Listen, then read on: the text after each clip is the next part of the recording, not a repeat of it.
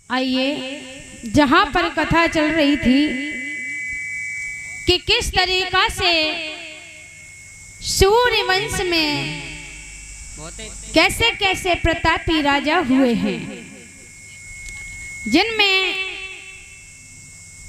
सबसे पहले महाराज त्रिशंकु हुए हैं, जो अभी आपने कथा में श्रवण किया। जब महाराज त्रिशंकु हुए तो धीरे धीरे समय व्यतीत हुआ। एक दिन की बात है, महाराज त्रिशंकु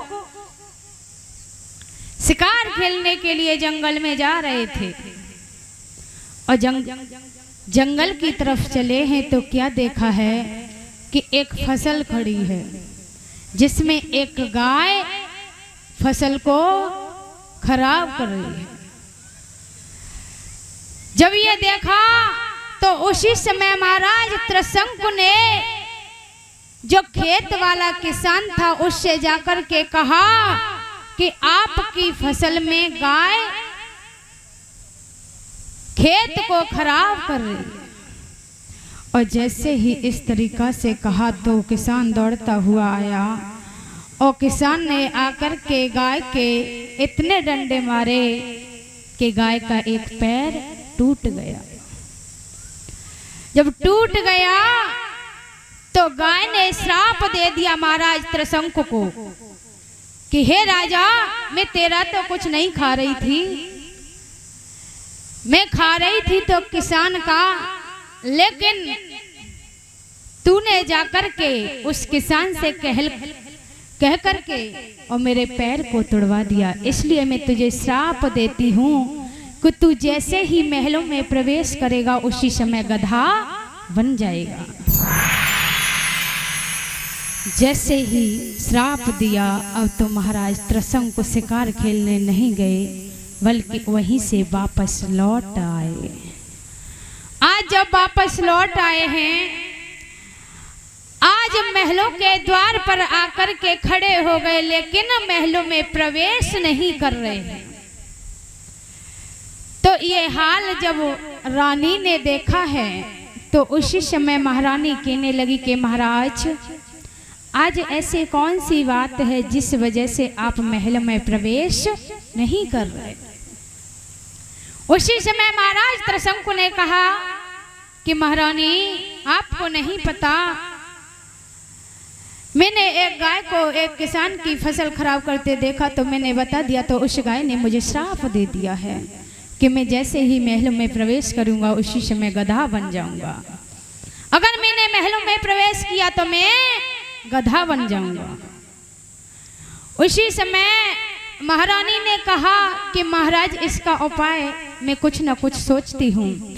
तो उसी समय महारानी ने अपने गुरु वशिष्ठ को बुलवाया और जैसे ही गुरु वशिष्ठ को बुलवाया तो कहा कि इसका उपाय क्या है। तो उसी समय गुरु वशिष्ठ ने कहा कि आप एक काम कीजिए, अश्विनी कुमारों को बुलवाइए और अश्विनी कुमारों के द्वारा एक तेल बनवाइए जिससे गाय का पैर सही हो जाए, जिससे गाय कुछ न कुछ ऐसा उपाय बताएगी कि महाराज का श्राप दूर हो जाएगा। उसी समय सभी अश्विनी कुमारों को बुलाया गया और जब अश्विनी कुमारों को बुलाया गया है तो उन्होंने एक तेल तैयार किया है और जब तेल तैयार किया तो उससे महाराज ने गाय के पैर की सिकाई की है जिससे गाय का पैर ठीक हो गया। और जब गाय का पैर ठीक हो गया तो उसी समय आज महारानी हाथ जोड़ करके गाय के आगे खड़ी हो गई और कहने लगी कि मैया, आप कोई ऐसा उपाय बताओ जिससे कि मेरे महाराज का श्राप दूर हो जाए। तो गाय ने कहा कि श्राप तो दूर नहीं हो सकता, लेकिन एक काम करो तो कुछ हो भी सकता है। बोले क्या? बोले अगर कोई पतिव्रता स्त्री और महाराज के ऊपर जल के छींटे मार दे तो महाराज इस श्राप से मुक्त हो सकते हैं। तो उसी समय रानी ने सोचा कि हमसे बड़ी पतिव्रता कौन होगी। तो उसने और तो कुछ नहीं सोचा, लोटे में जल लिया और जल के छींटे जैसे ही मारे उसी समय महाराज गधा बन। आज जैसे ही गधा बने। अब तो महारानी वहीं बैठ करके बुरी तरीका से रोने लगी। अब तो सोचने लगी प्रभु अब हम क्या करें। आज उसी समय रो करके जब महारानी उठी तो महारानी ने अपने पति को साथ में लिया और पति को साथ में लेकर के एक पतिव्रता स्त्री की खोज के लिए महारानी निकल पड़ी। आज जैसे ही घर से महारानी निकली है तो आज चलते चलते महारानी काशी में पहुंच गई। जब काशी में पहुंच गई सभी स्त्रियों को इकट्ठा किया गया और जब स्त्रियों को एकत्रित किया गया तो सभी से कहा गया जो भी पतिव्रता स्त्री हो वो आकर के हमारे महाराज के ऊपर जल के छींटे मार दे, जिससे कि हमारे महाराज पुनः मनुष्य योनि में वापस लौट आए। अब एक एक करके सभी स्त्रियां आने लगी। जब सभी स्त्रियां आने लगी सभी जल के छींटे मारती हैं, लेकिन महाराज पर कोई असर नहीं पड़ रहा। वो तो गधा के गधा बने ही हैं। अब अंत में जो लाइन लगी थी उसमें सबसे पीछे एक मेहतरानी खड़ी थी। तो मेहतरानी अंत में जब आई उन्होंने कहा कि महारानी अगर आपकी इच्छा हो तो हम भी अपने पतिव्रत धर्म को अजमा लें। महारानी ने मुंह की तरफ देखा, बोली मेहतरानी इतनी स्त्रियां जल छिड़क गईं तब महाराज का कुछ नहीं हुआ, ये एक मेहतरानी के जल से क्या होगा। लेकिन महारानी ने सोचा कि शायद है कभी कभी कुछ ऐसा हो भी जाता है। ऐसा सोच करके महारानी ने कहा कि आप भी आजमा लो। और जैसे ही मेहतरानी आगे के लिए बढ़ी है उसने अपने पति का ध्यान किया और किस तरीका से जल के छींटे मारे हैं।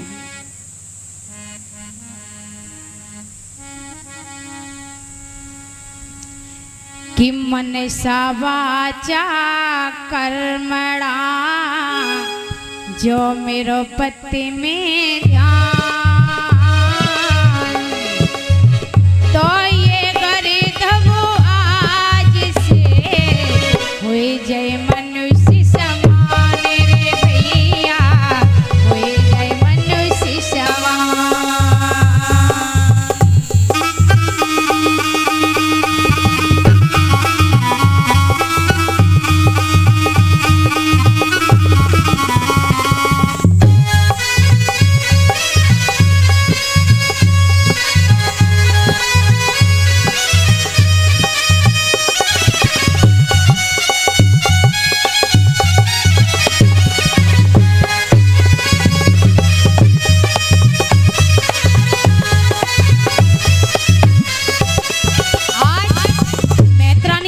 छींटे मारने लगी, अपने पति का ध्यान करती हैं और कहती हैं ओ मनसा वाचा कर्मणा जो मेरो पति में ध्यान, तो ये गिरधव आज से हुई जय मनुष्य समान रे भैया।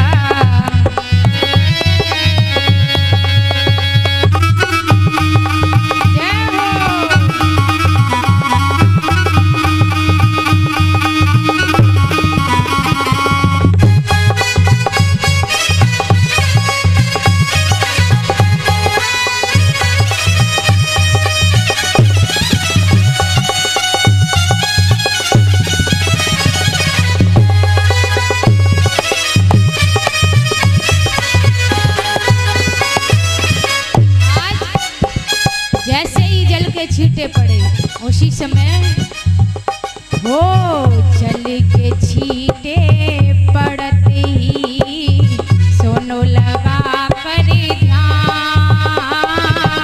तब वो गिरधव है गयो तेजवान इंसान रे भैया।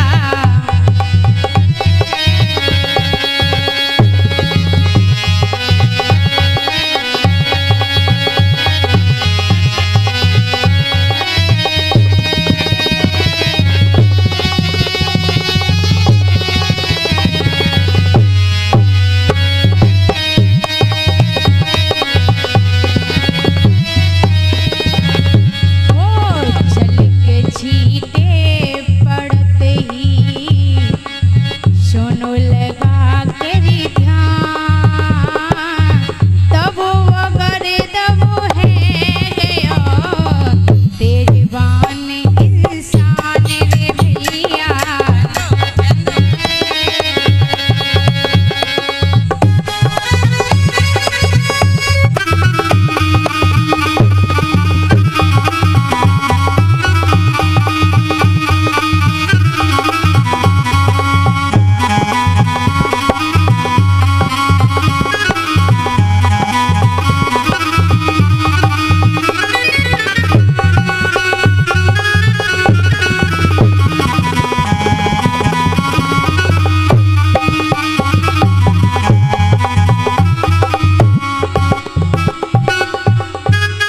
जैसे ही मैत रानी ने जल को छिड़का और जैसे ही जल को छिड़का उसी समय आज महाराज गधा से इंसान बन गए।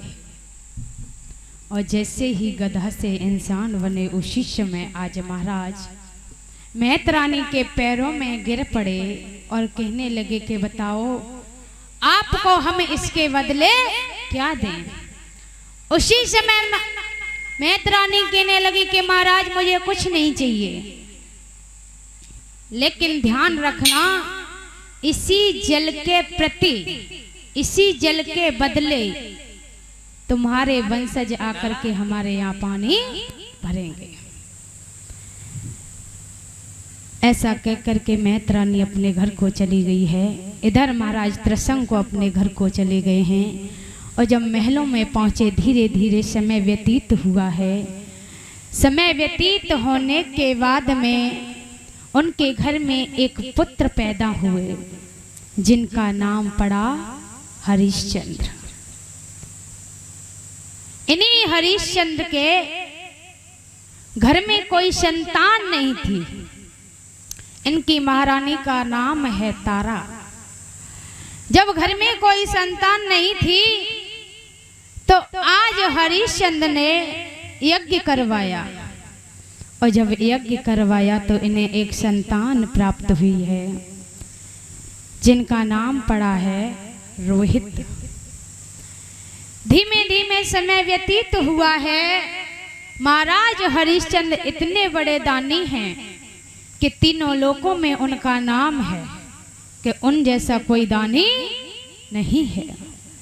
धीरे धीरे जब तीनों लोकों में उनका नाम फैल गया तो ये चर्चा एक दिन स्वर्ग लोक में बैठ करके विश्वामित्र और वशिष्ठ में होने लगी है।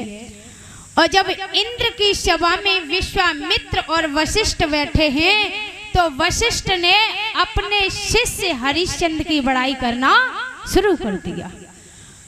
और जब वशिष्ठ ने अपने शिष्य हरिश्चंद्र की बड़ाई करना शुरू किया तो उसी समय विश्वामित्र उठ करके खड़े हो गए और कहने लगे आप कैसे कह सकते हो कि महाराज हरिश्चंद्र एक सत्यवादी राजा हैं और दान देने में माहिर हैं।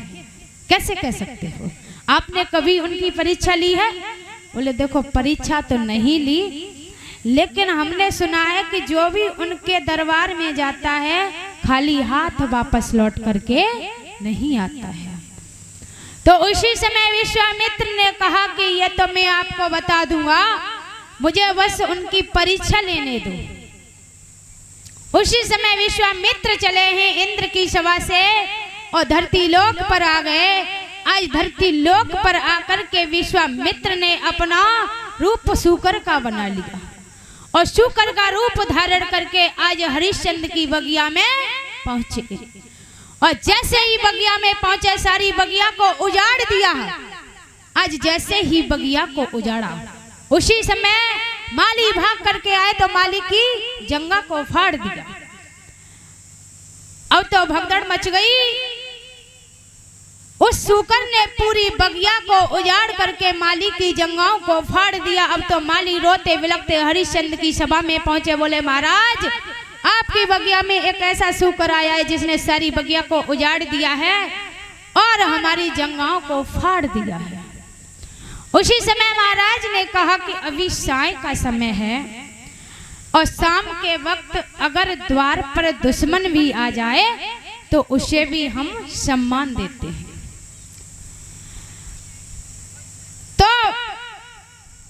अब हम सुबह जाकर के देखेंगे कि वो शुकर क्या करता है। उसी समय आज रात्रि व्यतीत करने के बाद में जैसे ही सुबह हुई है, उसी समय महाराज हरिश्चंद्र ने अपने घोड़े को सजाया और घोड़े को सजा करके चले हैं बगिया की तरफ। किस तरीका से कि करके घोड़ा की अश्वारी राजा आगे को बढ़े, करके घोड़ा की अश्वारी राजा आगे को बढ़े, घोड़ा की अश्वारी राजा आगे को बढ़े, घोड़ा की अश्वारी राजा आगे को बढ़े। अरे आगे को बढ़े राजा आगे को बढ़े, करके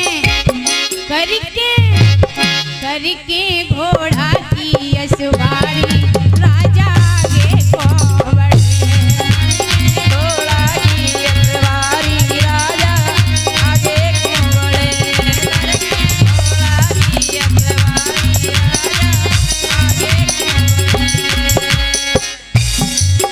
ओ सुन के ऐसी बात हरिश्चंद्र फूल बाग में आयो,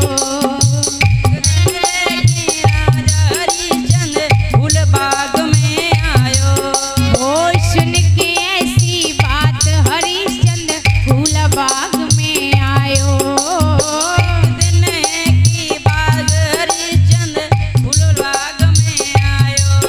और तेजी दशा आज है बाग की, घोड़ा दया बढ़ाओ करके घोड़ा की अश्वारी राजा आगे को बढ़े, करके घोड़ा की अश्वारी राजा आगे को बढ़े, आगे को बढ़े,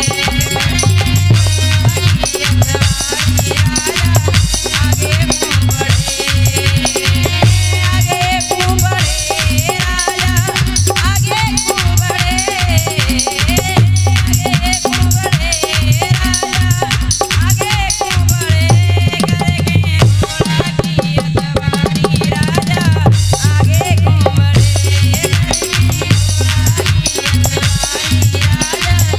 आगे को बढ़े। आज महाराज हरिश्चंद्र जैसे ही फूल बाग में आए हैं, आगे आगे सूकर चल रहा है, पीछे पीछे महाराज हरिश्चंद्र चले जा रहे हैं। कैसे? अरे आगे सूकर पीछे राजा घोड़ा दो बढ़ाई, आगे कुकर पीछे राजा घोड़ा दयो बढ़ाई, कभी इधर को कभी उधर को राजा रहे दौड़ाई, करके घोड़ा की सवारी राजा आगे को बढ़े, करके घोड़ा की अश्वारी राजा आगे को बढ़े, करके घोड़ा की अश्वारी राजा आगे को बढ़े, आगे को बढ़े राजा आगे को बढ़े, आगे को बढ़े राजा आगे को बढ़े, करके घोड़ा की अश्वारी राजा आगे को बढ़े, करके घोड़ा की अश्वारी राजा आगे को बढ़े, करके घोड़ा की अश्वारी राजा आगे को बढ़े। बोली वृंदावन बिहारी लाल की जय हो। आज इस तरीका से महाराज हरिश्चंद्र बढ़े चले जा रहे हैं। आगे आगे सूकर भागता जाता है, पीछे राजा हरिश्चंद्र। आगे जाकर के विश्वामित्र ने तुरंत एक माया रचाई, खुद का भेष ब्राह्मण का बना लिया और हाथ में कमंडल लेकर के राधे राधे करते हुए बाहर निकल आए। और जैसे ही बाहर आए उसी समय महाराज हरिश्चंद्र दौड़ करके आज प्रणाम किया है और प्रणाम करने के बाद पूछा कि हे ऋषि जी, आपने इधर सूकर को जाते देखा है क्या? उसी समय आज विश्वामित्र कहने लगे, हमने किसी सूकर को जाते नहीं देखा है, हम तो यही भ्रमण कर रहे थे तो हमने सोचा कि आज हम महाराज हरिश्चंद्र से मिल आए। आप महाराज हरिश्चंद्र को जानते हैं क्या? महाराज हरिश्चंद्र कहने लगे कि हमें हर कोई जानता है, लेकिन ये ऋषि ये ब्राह्मण कह रहे हैं कि आप महाराज हरिश्चंद्र को जानते हैं। मुझे लगता है कि ये हमें पहचानते नहीं हैं। उसी समय महाराज हरिश्चंद्र ने कहा कि हमें तीनों लोकों में हर कोई जानता है, लेकिन आप कह रहे हो कि हम ही महाराज हरिश्चंद्र को जानते हैं। मैं ही तो महाराज हरिश्चंद्र हूँ। विश्वामित्र ने कहा कि आप महाराज हरिश्चंद्र, आपको तो सभा में होना चाहिए, आप यहाँ कहाँ भटक रहे हो? बोले महाराज हम भटक नहीं रहे, हमारी फूल बगिया को एक सूकर ने बिल्कुल खत्म कर दिया है, तो हमने सोचा कि आज हम उसे खत्म करके ही दम लेंगे। उसी समय आज विश्वामित्र कहने लगे, खुद को एक दानवीर और एक 3 लोक में जानने वाला राजा कहते हो और एक पशु के पीछे भाग रहे हो हैं? आप तो चाहे किसी को भेज करके उस पशु को मरवा सकते थे।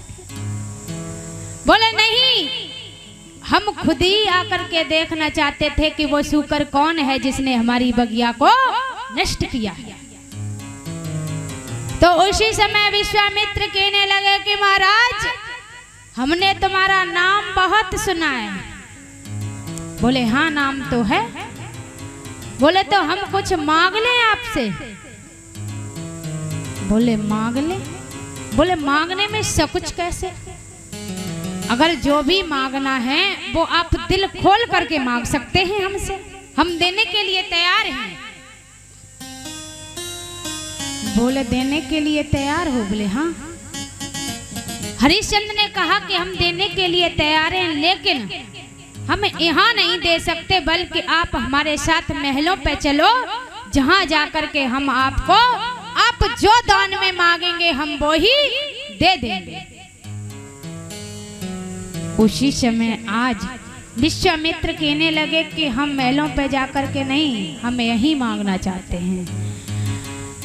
बोले आप यही मांगना चाहते हैं, लेकिन मेरे पास यहाँ तो कुछ नहीं है देने के लिए, मैं आपको दे दूं तो दे दूं क्या? मेरे पास बस लगाम और कुंजी है। तो उसी समय विश्वामित्र ने कहा कि पहले आप संकल्प करो कि हम जो मांगेंगे आप वो ही दोगे। बोले संकल्प? बोले आप जानते नहीं हो सूर्यवंशी राजाओं को, जिनका सर कट सकता है लेकिन वचन से मुकर नहीं सकते हैं। और तुलसीदास ने भी लिखा है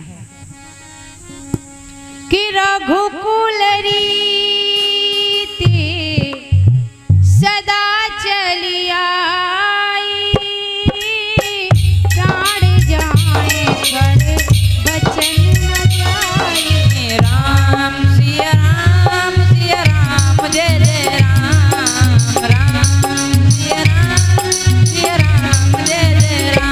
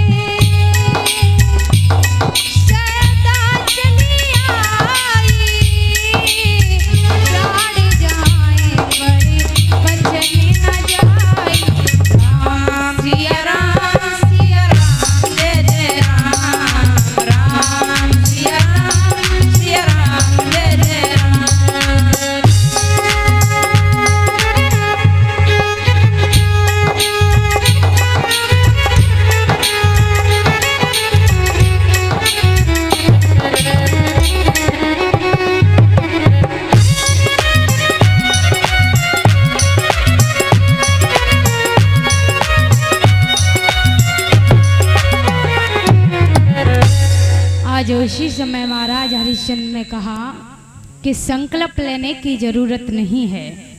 तो उसी समय विश्वामित्र ने कहा कि आप संकल्प लेंगे, आप 3 बार त्रवाचा भरेंगे तभी हम मांगेंगे, वरना हम ऐसे मांगने वाले नहीं हैं। उसी समय महाराज हरिश्चंद्र ने कहा कि अगर आप कहते हो तो हम कहते हैं आपसे, आप जो मांगोगे हम वो ही देंगे, वो ही देंगे, वो ही देंगे। आज 3 बार त्रवाचा भर दिया, और जैसे ही त्रवाचा भरा उसी समय सबसे पहले विश्वामित्र ने संकल्प में लगाम और कुंजी को ले लिया। जैसे ही संकल्प में लगाम और कुंजी को लिया है, उसके बाद कहा कि अब हमें 60 भार सोना और चाहिए। तो आज महाराज हरिश्चंद्र कहने लगे कि वो 60 भार सोना में यहाँ तो नहीं दे सकता, आप महलों पे चलो, मैं जाकर के वहीं आपको 60 भार सोना दे दूंगा। महाराज बिल्कुल अनजान थे भैया। लगाम और कुंजी देने के बाद उन्हें ये ख्याल नहीं रहा कि जिसके हाथ में खजाने की चाबी लगी हो, फिर तुम्हारा हक उस पे है क्या। आज महाराज हरिश्चंद्र विश्वामित्र को लेकर के जैसे ही महलों पर आए, उसी समय खजांची को बुलाया, और जैसे ही खजांची को बुलाया उसी समय महाराज हरिश्चंद्र ने आदेश दिया कि जाओ और जाकर के खजाने में से इन्हें 60 भार सोना ला करके दे दो। जैसे ही विश्वामित्र ने ये सुना, उसी समय विश्वामित्र ने कहा, रुक जाओ महाराज, याद करो अपना संकल्प। तुमने संकल्प में क्या कहा था और क्या हमको दिया था। उसी समय महाराज हरिश्चंद्र सोचने लगे कि हमने लगाम और कुंजी आपको दी थी। बोले, जहां लगाम और कुंजी आपने हमें दे दी हो, पूरे राज्य की बागडोर आपने हमें दे दी हो, फिर आपका हक क्या है कि खजांची को आप ऑर्डर दे रहे हो, आदेश दे रहे हो। हाँ? उसी समय हरिश्चंद्र के मानो पैरों तले धरती खिसक गई। अब तो हरिश्चंद्र सोचने लगे कि ये तो मैंने बहुत गलत कर दिया। उसी समय आज महाराज हरिश्चंद्र विश्वामित्र के कदमों में गिर पड़े और बोले कि अब हम क्या करें, अब हम आपका भार कैसे चुकाएं। तो विश्वामित्र ने कहा, हमें नहीं पता, लेकिन आपको 60 भार सोना हमें देना ही होगा। उसी समय आज महाराज हरिश्चंद्र महलों में गए हैं, और जैसे ही मैया तारा ने महाराज को आते हुए देखा, आदर के साथ में मैया ने बिठाया है, और बिठाने के बाद चेहरे की तरफ देखा तो आज क्या हाल है कि चेहरा बिल्कुल मुरझाया हुआ है। तो उसी समय महारानी ने हाथ जोड़ ली और बोली है कि किस कारण से प्रीतम प्यारे,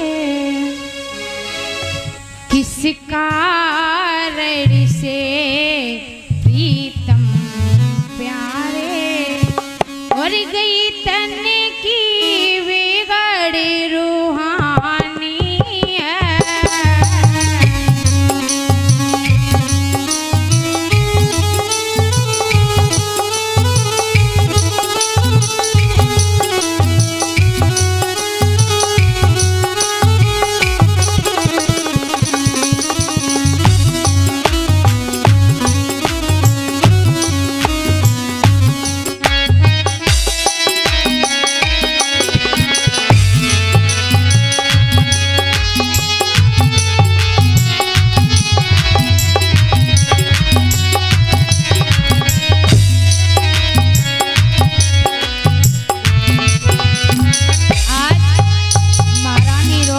बोली है, महाराज आज मैंने पहली बार आपको ऐसे देखा है, और कहती है किसी कारण से प्रीतम प्यारे, किस कारण से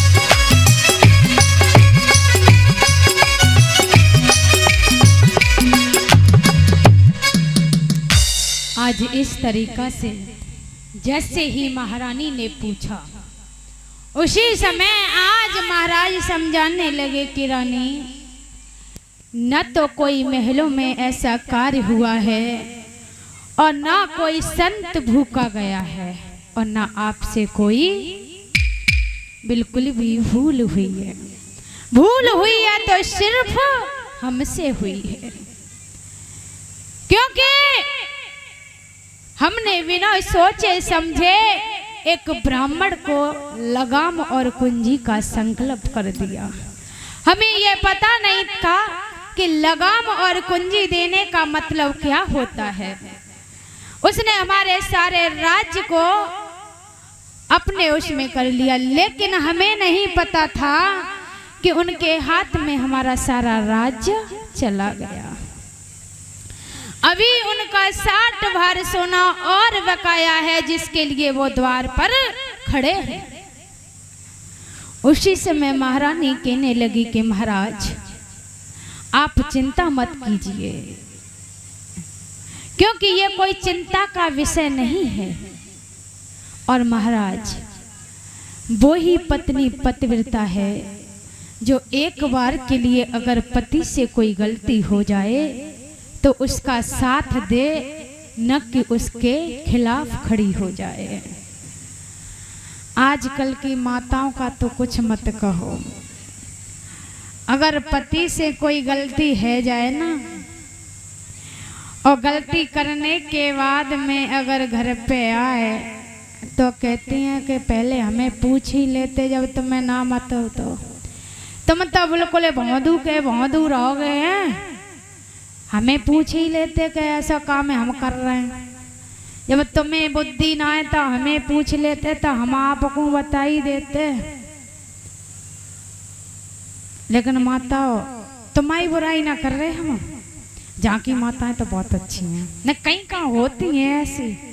आप तो बहुत अच्छी हो, आपकी ना कह रहे, गलत मत समझियो। नहीं, यहाँ की तो काफ़ी अच्छी है, हमने देखा है।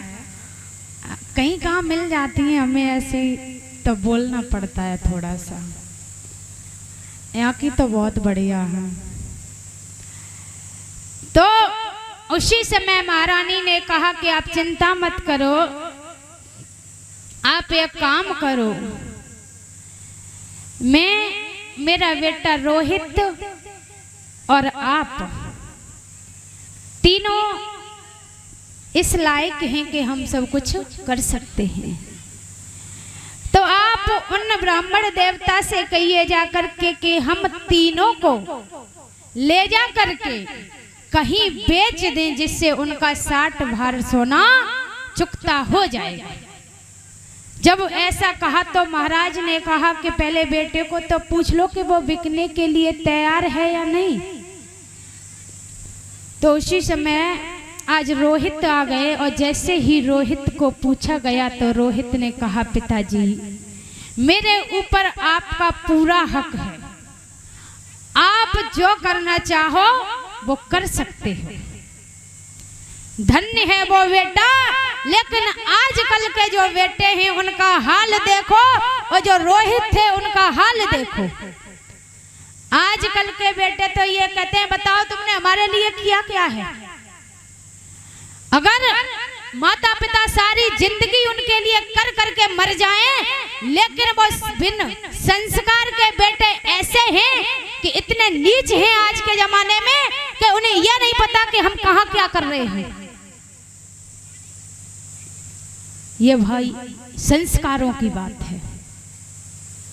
जहां संस्कार गलत हो गए वहां गलतियां तो होनी ही हैं।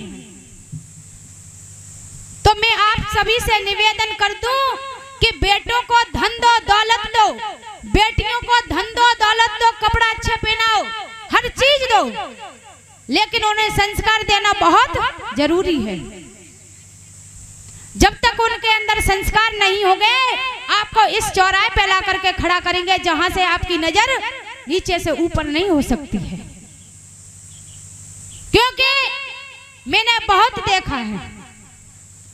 आप ये ना कहें कि इतनी छोटी उम्र में ये सब कह रही हैं। आप लोगों से ही सुना है, आप लोगों के बीच में ही रह करके देखा है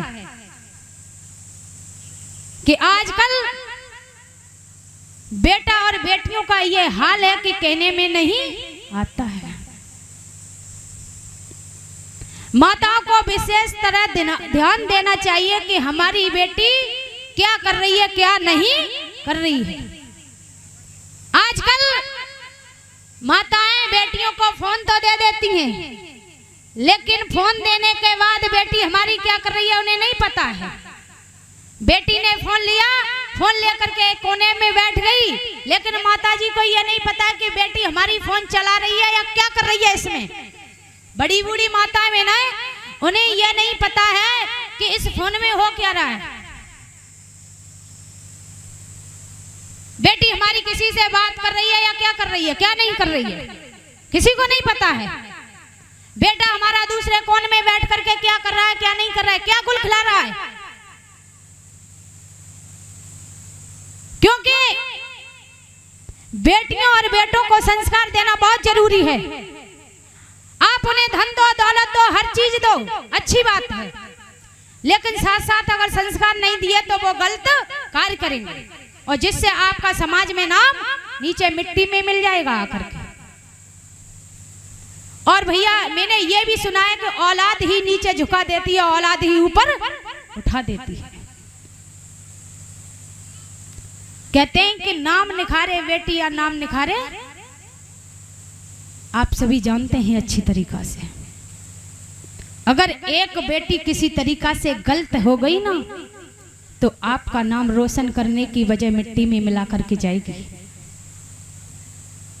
विशेष करके ध्यान दें, विशेष करके बेटियों के लिए मैं कह दूं, बहनाओं हाथ जोड़ करके निवेदन है, खूब अच्छा खाओ, खूब अच्छा पहनो, हर काम करो, लेकिन संस्कारों के साथ।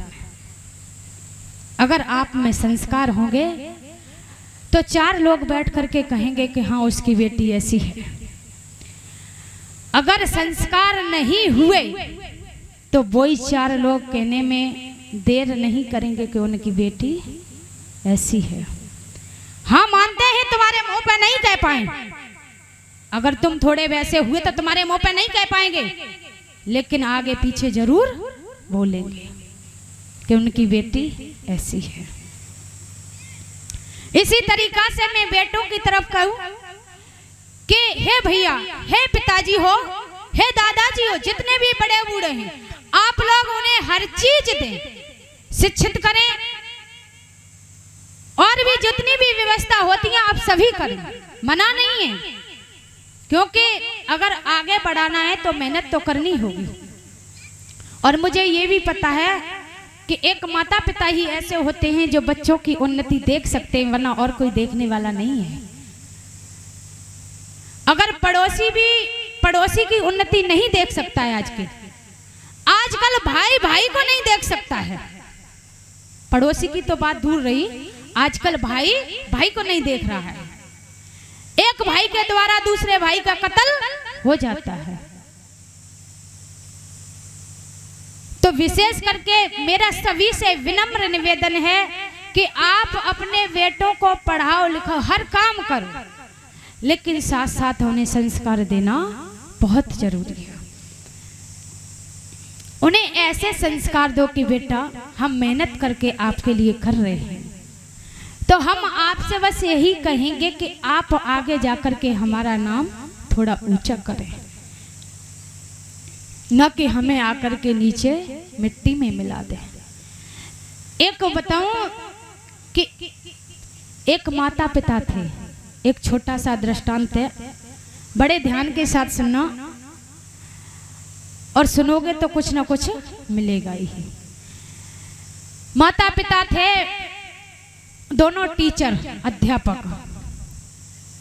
जब दोनों सरकारी टीचर, तो दोनों ने अपने दो बेटों को पढ़ाया लिखाया बड़ा किया। एक को कनाडा में सेटल कर दिया और दूसरा दिल्ली में सेटल हो गया। दोनों सेटल हैं, पढ़ लिख करके बड़े हो गए, दोनों की जॉब लग गई। जॉब लगने के बाद में उन्होंने वहीं पर शादी कर ली। शादी करने के बाद में इधर ये माता पिता धीरे धीरे बूढ़े हुए, और जब बूढ़े हुए तो दोनों ने कहा कि अब तो हम बूढ़े हो गए, चलो रिटायरमेंट ले लेते हैं और घर पे अपने बच्चों को बुला करके आराम से सभी लोग सम्मिलित होकर के रहेंगे, खुशी से आनंद से। जब ऐसा सोचा तो माता पिता ने दोनों ने आज सलाह मशवरा करके बड़े के लिए फोन लगाया, और जब बड़े बेटे के लिए फोन लगाया है तो उसी समय आज बड़े बेटे से कहा कि बेटा अब हम रिटायर हो गए हैं और हम चाहते हैं कि अब हम सभी मिलजुल करके अपने घर में रहें। अगर तुम और बहू के साथ में अपने बच्चों के साथ में कैसे भी करके घर आ जाओ तो बहुत अच्छा रहेगा। तो उसी समय पता है बड़े बेटे के क्या बयान थे, क्या बोला है? उसने कहा कि पिताजी हम आ तो जाते लेकिन हमारे बच्चे यहाँ पढ़ेंगे भी, और कहाँ गांव का माहौल और कहाँ बाजार का माहौल। सारी जिंदगी लगा दी उन्हें पढ़ाने लिखाने में, लेकिन जब उन पे बुढ़ापा आया तो कोई साथ नहीं है। अब माता पिता सोचने लगे कि बड़ा बेटा तो गया हाथ से, अब ऐसा करो कि छोटे को फोन लगाओ। तो उसी समय आज छोटे को फोन लगाया गया। जब छोटे को फोन लगाया तो कहा कि बेटा हम चाहते हैं कि आप अपनी बहू और बच्चों के साथ में गांव में आ जाओ, जिससे हम सब मिलजुल करके आपस में आराम से रहेंगे। हमारे पास पैसे की तो कोई कमी नहीं है, जो सुख सुविधा बाजार में है वो आकर के गांव में कर लेंगे। छोटा बेटा बोला कि आपने बड़े भाई से बात की? बोले हाँ। बोले उन्होंने क्या कहा? बोले उन्होंने कहा कि हमारे बच्चे पढ़ने लगे। बोले यही जवाब हमारा है, जब उनके बच्चे पढ़ेंगे तो हमारे बच्चे का अनपढ़ रहेंगे। अब माता पिता की आंखों में आंसू थे भैया, क्योंकि सारी जिंदगी सारी धन दौलत जिन बेटों के लिए उन्होंने लगा दी, आज वही बेटे बुढ़ापे में दोनों क्या कह रहे हैं कि हमारे बच्चे अनपढ़ रहेंगे, हम गांव में आकर के क्या करेंगे। धीरे धीरे समय व्यतीत हुआ, तो समय व्यतीत होने के बाद में अचानक से ऐसा हुआ कि जो उनकी धर्म पत्नी थी उन्हें पूरे शरीर में फालिस मार गई। अब जब फालिस मार गई भैया तो उसके बाद में आपको पता है कि क्या होता है। अब तो जो बेचारे दंपति हैं वो परेशान हैं, हर चीज वो ही कराने ले जाते हैं, सेवा कर रहे हैं जितनी हो पा रही, क्योंकि वो तो उनकी पत्नी है। और जब 7 वचन लिए जाते हैं तो कहा भी जाता है कि जब तक जोड़ा है तब तक हर चीज है। 7 वचनों में कहते हैं कि छोड़ेंगे ना हम तेरा साथ हो साथी मरते दम तक। जब तक दम है तब तक हम तुम्हारा साथ छोड़ने वाले नहीं हैं। अब पति सेवा करने लगे, धीरे धीरे समय व्यतीत हुआ। समय व्यतीत होने के बाद में एक दिन पति कहीं बाहर चले गए। अब वो पत्नी अकेली खाट पर पड़ी है, उसे प्यास लगी, और जब प्यास लगी है तो कहीं पानी दिखाई नहीं दे रहा, हाथ पैर चलने लायक नहीं है जिससे वो उठा करके पानी पी सके। देखो माता की ममता। और नीच हैं वो बेटे जो कहाँ बैठे हैं जाकर के, माता पिता इधर परेशान हैं। अब जब पानी नहीं मिला तो धीरे धीरे उनका दम घुटने लगा, और दम घुटने से उनकी मृत्यु हो गई। अब जब मृत्यु हो गई तो बाहर से जब दंपति जी आए, उन्होंने देखा तो पत्नी में कुछ था ही नहीं। अब तो रोने लगे। अब रोते बिलखते हुए उनके भी प्राण वायु निकल गई। अब जब दोनों खत्म हो गए, और जब खत्म हो गए तो जो आस पड़ोस के व्यक्ति थे उन्होंने देखा सुबह के इनके घर का गेट ही नहीं खुला है। ऐसा क्या हुआ? जिससे कि इनके घर का गेट अभी तक बंद है। सभी ने देखा तो गेट अंदर से बंद था। कैसे भी करके गेट तोड़ ताड़ के सब लोग अंदर गए। जब देखा तो दोनों मृतक पड़े हुए हैं। जब मृतक पड़े हैं तो उसी समय सभी पड़ोसियों ने सोचा कि भैया अब तो ये मर गए, लेकिन इनमें दाग लगाने के लिए इनके बेटों की तो आवश्यकता है। अब ये तो नहीं हो सकता कि कोई आ इनका दाह संस्कार कर दे। तो उसी समय आज बड़े बेटे को फोन लगाया गया। तो बड़े बेटे ने कह दिया कि ऐसा करो, छोटे भाई से फोन कर लो, अगर वो दाह संस्कार में आ जाए, वो नज़दीक है और हम तो दूर हैं, तो और अच्छी बात है। पड़ोसियों ने छोटे से कॉल की और जब फ़ोन किया तो उसका भी इनकार के बोले दाग लगाने की तो बात है तो आप चाहे कोई भी लगा दो उनका दाग। बताओ ये औलाद है भैया, हैं?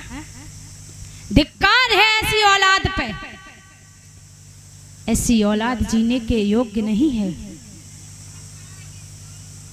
तो जब इस तरीका से कहा, आस पास के जितने भी पड़ोसी थे उन्होंने कहा कि भैया अब ये दोनों तो आने से रहे, अब इनका अंतिम संस्कार तो करना है ही। अब ऐसा करो, इनके अंतिम संस्कार की तैयारी करो। जब अंतिम संस्कार की तैयारी की गई है, उनका अंतिम संस्कार हो गया, उसके बाद वो दोनों बेटे आए। और जब दोनों बेटे आए, गांव वालों ने उन्हें इतनी कहा नीचे से निगाह ऊपर नहीं कर चुके। और जब उन्होंने अपने घर के अंदर प्रवेश किया तो घर के अंदर उन दंपति ने एक पत्र लिख करके एक तकिए के नीचे रखा था। उस पत्र में लिखा था कि बेटो, उन्हें पता तो था कि वो बाद में जरूर आएंगे, क्योंकि गांव में भी उनकी जमीन थी और भैया जमीन है तो आना पड़ेगा, घर भी था, क्योंकि लूट लेने के लिए तो हर कोई तैयार है। हिस्सा लेने के लिए अगर बड़े भाई पे इतना भी ज्यादा पहुंच जाए ना तो छोटा भाई कहता है तुम्हारे ही माता पिता थोड़ी ना है, हमारे तो थे। और सेवा की बात आए तो कहता ना तुम ऐसा करो, तुम्हें पिताजी को ले लो, हमारे मैया को कर दो, अलग अलग रखो। तो आज उस पत्र में लिखा था कि बेटो, हमने सारी जिंदगी तुम्हें हर चीज सिखाई, लेकिन हम संस्कार देना भूल गए।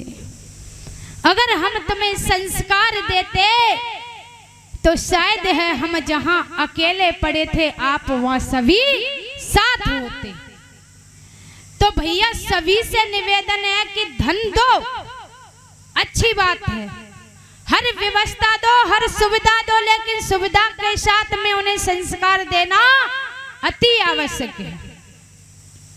आप ये देखो आगे पीछे कि हमारा बेटा कहीं शराब तो नहीं पी रहा। अगर शराब नहीं पी रहा है तो कहीं ऐसी संगति तो नहीं है जिससे उसकी संगति में बदलाव हो। उसकी संगति शुद्ध रखो। सबसे बड़ा असर संगति का होता है। जैसी संगति होगी वैसे ही उसके अंदर गुण आएंगे। क्योंकि कहा जाता है कि अगर शराब के ठेके पर तुम जाकर के दूध भी पीना, शराब के ठेके पे जाकर दूध ही बेशक पीना, लेकिन बजोगे तो शराबी ही ना। कभी ये कोई नहीं कहेगा कि वहां जाकर के ये दूध पी रहा था, हैं?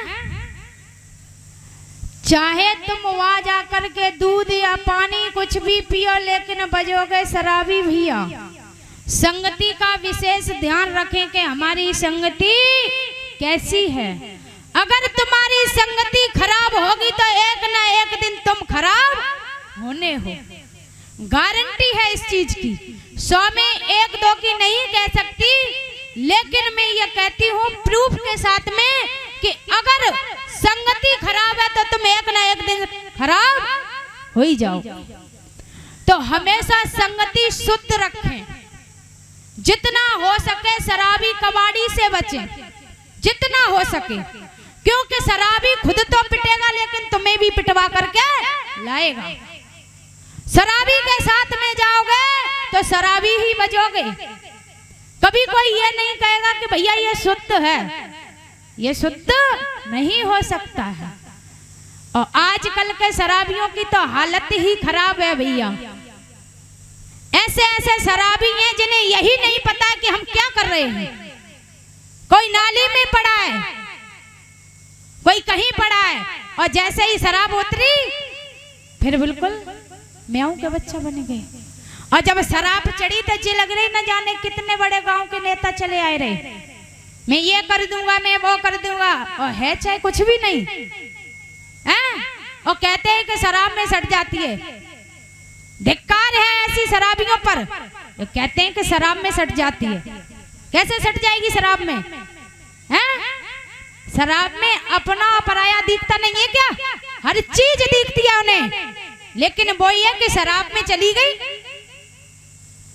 ऐसे नीचों से हमेशा बच करके रहना, क्योंकि ये नीच खुद का तो बुरा करते हैं लेकिन साथ में जो सूखा होता है उसे भी जला देते हैं। ऐसे नीचों से हमेशा बच करके रहना। धिक्कार है ऐसी औलाद पर जो कुल के दाग लगा दे। तो मेरा सभी से निवेदन है, बस भैया अपने बच्चों को हमेशा संस्कार दें। ये देखें कि कहीं संस्कार विहीन तो नहीं हो रहे हैं हमारे बच्चे। देखो कथा तो हर कोई कहता है, आप सभी भी जानते हैं कि कथा क्या है, लेकिन कथा वो है जो हमें जीने की कला सिखाए। हम भी कथा कह रहे हैं। उस दिन मैंने सुना था, जब पहले दिन दूसरे दिन हमने आकर के थोड़ा बोला 1 घंटे के लिए आप सबकी कथा ये क्या है, तो कुछ वक्त कह रहे थे कि ये भजन गा रही हैं, कथा तो कह ही नहीं रही हैं। भैया कथा तो हर कोई कहता है, कथा हम भी कहेंगे, ऐसा तो नहीं है, लेकिन कथा के साथ में अगर जिंदगी जीने की कला हम तुम्हें नहीं सिखा पाए, अब ऐसा तो नहीं है आप ये भी कहेंगे कि ये क्या बच्ची हमको जिंदगी जीने की कला सिखाएगी। भैया उसके लिए माफी चाहते हैं कि हम आपको जिंदगी जीने की कला भी नहीं सिखा सकते, लेकिन जितना आप सभी के बीच में रह करके हमने सीखा है, बुजुर्गों से जो अनुभव किया है, अपने बुजुर्गों से जो अनुभव किया है, जो बातें सीखी हैं, वो तो हम आपको बता ही सकते हैं। अब मानना ना मानना आपके ऊपर है, क्योंकि हम तो कथा कह के चले जाएंगे और बात मानना ना मानना आपके ऊपर है।